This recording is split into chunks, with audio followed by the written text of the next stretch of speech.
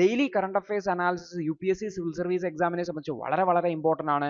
അപ്പോൾ ദിവസവും current affairs analysis കണ്ട് മനസ്സിലാക്കി പഠിച്ച് മുന്നോട്ട് പോകാനാണെങ്കിൽ നിങ്ങൾക്ക് യൂട്യൂബിലെ ലേണേഴ്സിൻ്റെ മെമ്പർ കമ്മ്യൂണിറ്റിയിൽ ജോയിൻ ചെയ്യാൻ വേണ്ടി പറ്റും. അപ്പോൾ ലേണേഴ്സ് യൂട്യൂബ് ചാനൽ നിങ്ങൾ സബ്സ്ക്രൈബ് ചെയ്തിട്ടുണ്ടെങ്കിൽ ആ സബ്സ്ക്രൈബ് ബട്ടൻ്റെ തൊട്ടടുത്തായിട്ട് ജോയിൻ എന്ന് പറഞ്ഞിട്ടുള്ള ഒരു ബട്ടൺ കാണാൻ പറ്റും. ഈ ഒരു ജോയിൻ ബട്ടൺ ക്ലിക്ക് ചെയ്ത് മാസം വെറും 159 രൂപയ്ക്ക് നിങ്ങൾക്ക് കറണ്ട് അഫയേഴ്സ് അനാലിസിസുകൾ മലയാളത്തിൽ എല്ലാ ദിവസവും കാണാൻ വേണ്ടി പറ്റും. നവംബർ 25-ാം തീയതിയിലെ UPSC സിവിൽ സർവീസ് എക്സാമിന് റിലവൻ്റ് ആയിട്ടുള്ള കുറച്ച് ടോപ്പിക്കുകളാണ് നമ്മൾ ഡിസ്കസ് ചെയ്യാൻ വേണ്ടി പോകുന്നതായിട്ടുള്ളത്. അതിൽ ആദ്യത്തേത് ഇന്ത്യയിലെ അർബൻ ഇൻഫ്രാസ്ട്രക്ചറുമായി ബന്ധപ്പെട്ട് ശ്രദ്ധിക്കേണ്ടതായിട്ടുള്ള അല്ലെങ്കിൽ അർബൻ ഫൈനാൻസിങ്ങുമായി ബന്ധപ്പെട്ട് ശ്രദ്ധിക്കേണ്ടതായിട്ടുള്ള കുറച്ച് കാര്യങ്ങളെക്കുറിച്ചാണ്. കാരണം നമ്മുടെ രാജ്യത്ത് പോപ്പുലേഷൻ വർദ്ധിക്കുന്നുണ്ട്, അതുപോലെ തന്നെ അർബൻ പോപ്പുലേഷൻ പ്രത്യേകിച്ച് വർദ്ധിക്കുന്നു എന്നുള്ളത് വളരെ അലാമിംഗ് ആണെന്നും അതിനെ കൃത്യമായി അഡ്രസ്സ് ചെയ്യേണ്ടതിൻ്റെ ആവശ്യകതയെക്കുറിച്ചാണ് ഓതർ ഇവിടെ ഹൈലൈറ്റ് ചെയ്യുന്നത്. അപ്പോൾ അർബനൈസേഷൻ എന്ന് പറയുന്ന ടോപ്പിക്ക് UPSCയിൽ ഇമ്പോർട്ടൻ്റ് ആണ്. സോ ആ ടോപ്പിക്കുമായിട്ട് റിലേറ്റ് ചെയ്തിട്ട് നമുക്ക് ഇതിനെ മനസ്സിലാക്കാൻ വേണ്ടി പറ്റുന്നതാണ്. അപ്പോൾ അർബൻ പോപ്പുലേഷൻ ഗ്രോത്ത് എന്ന് പറഞ്ഞാൽ നഗരപ്രദേശങ്ങളിൽ ജനസംഖ്യയിൽ ഉണ്ടാകുന്ന വർധനവ് എന്ന് പറയുന്നതും ആ ഒരു സ്ഥലത്ത് അല്ലെങ്കിൽ അർബൻ മേഖലയിൽ അടിസ്ഥാന സൗകര്യങ്ങൾ ഇൻഫ്രാസ്ട്രക്ചർ ഡെവലപ്മെന്റ് എന്ന് പറയുന്നതും വളരെ ഇമ്പോർട്ടൻ്റ് ആണ്. ഇന്ത്യയിൽ ഈ ഒരു അർബൻ പോപ്പുലേഷൻ നിലവിൽ ഏകദേശം 400 മില്യൺ അടുത്താണ്, അത് ഏകദേശം 40 കോടിയോളമാണ്. അത് 80 കോടിയിലേക്ക് ഓൾമോസ്റ്റ് ഡബിൾ ആവും എന്നാണ് കരുതുന്നത് അടുത്തൊരു 30 വർഷത്തോണ്ട് എന്നുള്ളത്. അപ്പൊ ഈ ഒരു 2036 കൂടിയിട്ട് ഏകദേശം 70 ലക്ഷം കോടി രൂപ ഇൻഫ്രാസ്ട്രക്ചർ ഡെവലപ്മെന്റ് വേണ്ടത് വരും നമ്മുടെ രാജ്യത്ത് ഈ ഒരു പോപ്പുലേഷൻ അനുസരിച്ചുള്ള ആവശ്യങ്ങൾ മീറ്റ് ചെയ്യുന്നതിന് വേണ്ടിയിട്ട്. എന്നാൽ നിലവിൽ ഒരു വർഷം 1.3 ലക്ഷം കോടി രൂപ മാത്രമാണ് നമ്മുടെ രാജ്യം ഇൻവെസ്റ്റ് ചെയ്യുന്നതായിട്ടുള്ളത്. ഈ ഒരു കണക്ക് പ്രകാരമാണെങ്കിൽ ഏകദേശം 4.6 ലക്ഷം കോടി രൂപ, അതിന് 1/4 മാത്രമാണ് നമ്മുടെ രാജ്യം നിലവിൽ ഇൻവെസ്റ്റ് ചെയ്യുന്നതായിട്ടുള്ളത്. പ്രധാനമായിട്ടും അതിൽ തന്നെ 50% ബേസിക് സർവീസസിനുണ്ട്, അടിസ്ഥാനപരമായിട്ടുള്ള സൗകര്യങ്ങൾ, വിദ്യാഭ്യാസം അങ്ങനെയുള്ള അതുപോലെ ആശുപത്രി അങ്ങനെയുള്ള സൗകര്യങ്ങൾ നൽകാനും 50% ട്രാൻസ്പോർട്ട് ഫെസിലിറ്റീസ് ഡെവലപ്പ് ചെയ്യുന്നതിന് വേണ്ടിയിട്ടൊക്കെയാണ് ഉപയോഗിക്കേണ്ടതായിട്ടുള്ളത്. അതായത് നിലവിൽ നമ്മുടെ രാജ്യത്ത് ആവശ്യമായിട്ടുള്ള ഫണ്ടിങ് വരുന്നില്ല എന്നുള്ളതാണ്.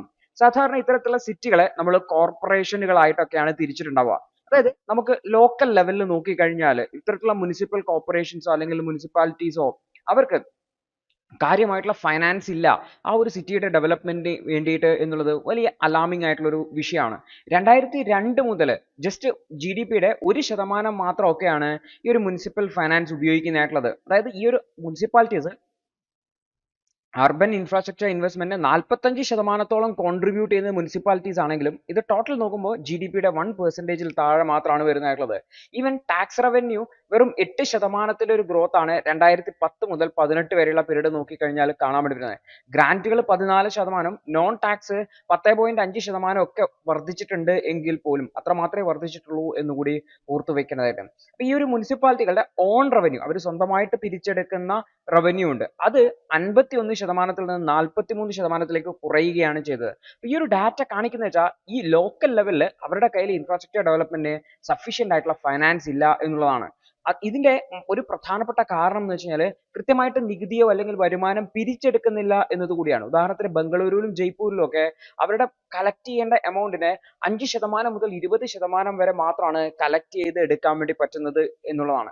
മറ്റൊന്നാണ് പ്രോപ്പർട്ടി ടാക്സ് രാജ്യത്ത് വളരെ കുറവാണ് എന്നുള്ളത്. അതായത് രാജ്യത്തിന്റെ മൊത്തം വരുമാനം 25,000 കോടി രൂപ, അതായത് GDPയുടെ വെറും 0.15% മാത്രമാണ് പ്രോപ്പർട്ടി ടാക്സ് കളക്ഷൻ രാജ്യത്ത് മൊത്തത്തിൽ ഉള്ളത് എന്നുകൂടി ഓർത്തു വെക്കുക. മുനിസിപ്പൽ റവന്യൂവിന്റെ 23%-ഓളം ചെലവഴിക്കാതെ വെച്ചിരിക്കുകയാണ്. പ്രത്യേകിച്ച് ഹൈദരാബാദിലും ചെന്നൈയിലും ഇത് 50%, അവരുടെ ക്യാപിറ്റൽ എക്സ്പെൻഡിച്ചർ 50% മാത്രമാണ് അവർ സ്പെൻഡ് ചെയ്തിട്ടുള്ളത്. അലോക്കേറ്റ് ചെയ്ത പൈസയുടെ 50% മാത്രമാണ് സ്പെൻഡ് ചെയ്തിട്ടുള്ളത് എന്നുള്ളതാണ് മറ്റൊരു വിഷയമായിട്ട് നമ്മൾ കരുതുന്നത്. അതായത് ഫണ്ട് ചെലവഴിക്കാൻ പറ്റുന്നില്ല എന്നുള്ളതും മറ്റൊരു പ്രശ്നമാണ്.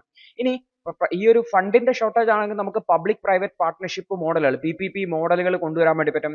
പക്ഷേ ഈ PPP മോഡലുകൾ പ്രത്യേകിച്ചും ഇൻഫ്രാസ്ട്രക്ചറിൽ കഴിഞ്ഞ കുറച്ച് വർഷങ്ങളായിട്ട് 2012 മുതൽ 2018 വരെയുള്ളത് എടുക്കുമ്പോൾ 2012 8,350 കോടിയോളം രൂപ PPP മോഡൽ അടിസ്ഥാന സൗകര്യ വികസനത്തിന് റോഡ് ഒക്കെ ഡെവലപ്മെന്റിന് കൊണ്ടുവന്നെങ്കിൽ 2018 ആകുമ്പോൾ അത് വെറും 467 കോടി രൂപയായിട്ട്, അതായത് പ്രൈവറ്റ് ഇൻവെസ്റ്റ്മെന്റും അടിസ്ഥാന സൗകര്യത്തിലേക്ക് കുറയുന്നു എന്നുള്ളതാണ് കാണുന്നത്. അതായത് ഒരു ഭാഗത്ത് നമ്മുടെ അർബൻ പോപ്പുലേഷൻ വർദ്ധിച്ചു വരുന്നു, മറ്റൊരു ഭാഗത്ത് നമ്മൾ ഈ ഒരു അർബൻ ഡെവലപ്മെന്റിന് ഉപയോഗിക്കുന്ന ഫണ്ട് കുറഞ്ഞു വരുന്നു എന്നുള്ളതാണ്. അതുകൊണ്ട് തന്നെ കൃത്യമായിട്ടുള്ള റീഫോംസ് ആവശ്യമുണ്ട്. കൃത്യമായിട്ട് ഈ ഒരു പ്രശ്നത്തെ മുൻകൂട്ടി കണ്ട് നമ്മൾ അഡ്രസ്സ് ചെയ്യേണ്ടത് വളരെ അത്യാവശ്യമാണ്. അതായത് ലോങ് ടേം ആയിട്ടുള്ള സ്ട്രക്ചറൽ റീഫോംസ് കൊണ്ടുവരിക എന്നുള്ളതാണ്. സ്റ്റേറ്റ് ഫൈനാൻസ് കമ്മീഷൻസിനെ സ്ട്രെങ്തൻ ചെയ്യുകയും കൂടുതൽ ഫണ്ടുകൾ ഇത്തരത്തിലുള്ള നഗരങ്ങളിലേക്ക്, മുനിസിപ്പൽ കോർപ്പറേഷനുകളിലേക്ക് എത്തിക്കുക എന്നുള്ളതാണ്.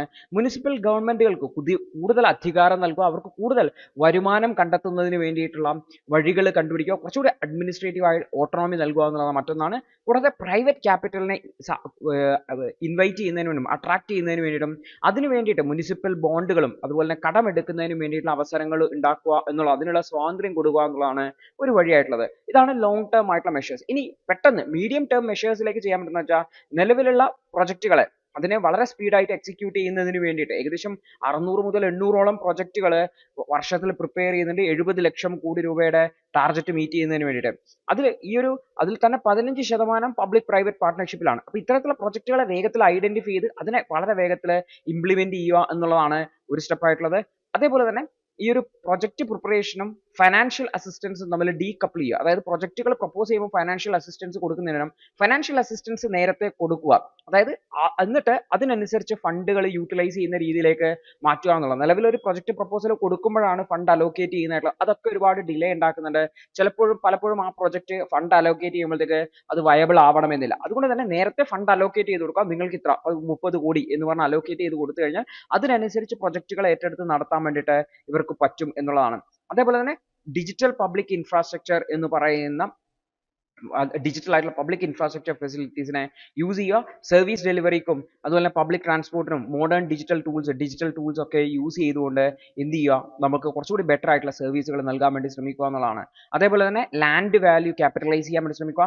ട്രാൻസ്പോർട്ട് പ്രൊജക്റ്റുകളിൽ പ്രത്യേകിച്ചും മെട്രോ റെയിൽ പ്രൊജക്റ്റുകളെ ഇൻ്റഗ്രേറ്റ് ചെയ്യുക. അതുപോലെ തന്നെ ലാൻഡുകളെ കൃത്യമായി യൂട്ടിലൈസ് ചെയ്തുകൊണ്ട് ജോബ് ക്രിയേറ്റ് ചെയ്യുകയും കൂടുതൽ വരുമാനം ഉണ്ടാക്കുന്നതിന് വേണ്ടിയിട്ടുള്ള മാർഗ്ഗങ്ങൾ കണ്ടെത്തുക എന്നുള്ളതാണ്. അപ്പോൾ കൃത്യമായിട്ടുള്ള ഒരു കൊളാബറേഷൻ കൊണ്ടുവരേണ്ടതായിട്ടുണ്ട്. ഫൈനാൻഷ്യൽ ആയിട്ടുള്ള സാമ്പത്തികമായിട്ടുള്ള പ്രശ്നങ്ങളെ അഡ്രസ്സ് ചെയ്യേണ്ടതായിട്ടുണ്ട്. സ്ട്രക്ചറൽ ആയിട്ടുള്ള ഇഷ്യൂസിനെ അഡ്രസ്സ് ചെയ്യേണ്ടത്. അതുകൊണ്ട് തന്നെ ഗവൺമെന്റ് ലെവലിൽ, അത് സെൻട്രൽ ലെവലിലായിക്കോട്ടെ, സ്റ്റേറ്റ് ലെവലിലായിക്കോട്ടെ, മുനിസിപ്പൽ ലെവലിലായിക്കോട്ടെ, കൃത്യമായിട്ട് പരസ്പര സഹകരണത്തോടു കൂടി പ്രവർത്തിക്കേണ്ടതായിട്ടുണ്ട്. പ്രൈവറ്റ് സെക്ടറിനെയും ചേർത്ത് നിർത്തിക്കൊണ്ട് പ്രൈവറ്റ് സെക്ടറിന്റെ ഫൈനാൻസിങ് എടുത്തുകൊണ്ട് പ്രൊജക്റ്റുകൾ മുന്നോട്ട് കൊണ്ടുപോകാൻ PPP മോഡലിൽ മുന്നോട്ട് കൊണ്ടുപോകാൻ ശ്രമിക്കേണ്ടതായിട്ട്. അതേപോലെ തന്നെ കൺവെൻഷണൽ ആയിട്ടുള്ള മെത്തേഡുകളിലൂടെ പോകാതെ ഇന്നോവേറ്റീവ് ആയിട്ടുള്ള ആധുനിക രീതിയിലുള്ള പദ്ധതികൾ, അതിന് കൃത്യമായിട്ടുള്ള ഗവേണൻസ് സിസ്റ്റംസ് കൊണ്ടുവരിക. എഫിഷ്യന്റ് ആയിട്ട് സസ്റ്റൈനബിൾ ആയിട്ടുള്ള ഡെവലപ്മെന്റ് അർബൻ മേഖലകളിൽ കൊണ്ടുവന്ന് വരാൻ പോകുന്ന ആ വലിയൊരു ചാലഞ്ചിനെ അഡ്രസ്സ് ചെയ്യാൻ പറ്റുള്ള എഫേർട്ട് കൃത്യമായിട്ട് എടുക്കേണ്ടതായിട്ടുണ്ട് എന്നാണ് ഓദർ ഹൈലൈറ്റ് ചെയ്യുന്നതും കൂടി ഓർത്ത് വെക്കേണ്ടതാണ്. അടുത്തൊരു വാർത്ത PS5 എന്ന് പറഞ്ഞാൽ PlayStation 5 എന്ന് പറയുന്ന ഗെയിമിന്റെ അല്ലെങ്കിൽ ഗെയിമിംഗ് സ്റ്റുഡിയോന്റെ അതിന്റെ ഡിലേ ഉണ്ടാവുന്നതുമായി ബന്ധപ്പെട്ടാണ്. ആക്ച്വലി ഗെയിമുമായി ബന്ധപ്പെട്ട വിഷയം നമ്മൾക്ക് ഇവിടെ എന്താണ് ഇമ്പോർട്ടൻ്റ് എന്ന് വെച്ചാൽ ആക്ച്വലി ഇന്ത്യയിലെ വൈഫൈയുമായി ബന്ധപ്പെട്ട ഒരു വാർത്തയാണ്. വൈഫൈ എന്ന് പറയുന്നത് സയൻസ് ആൻഡ് ടെക്നോളജിയിൽ നമുക്ക് ഇമ്പോർട്ടൻ്റ് ആയിട്ടുള്ള ഒരു ടോപ്പിക്കാണ്. മുന്നേ UPSC ചോദ്യവും ചോദിച്ചിട്ടുണ്ട് വൈഫൈയുമായി ബന്ധപ്പെട്ട്. സോ അതുകൊണ്ടാണ് ഈ ഒരു PS5യുമായി ബന്ധപ്പെട്ടുള്ള ഈ ഒരു വാർത്ത ടോപ്പിക്ക് നമ്മൾ എടുത്തിട്ടുള്ളത്.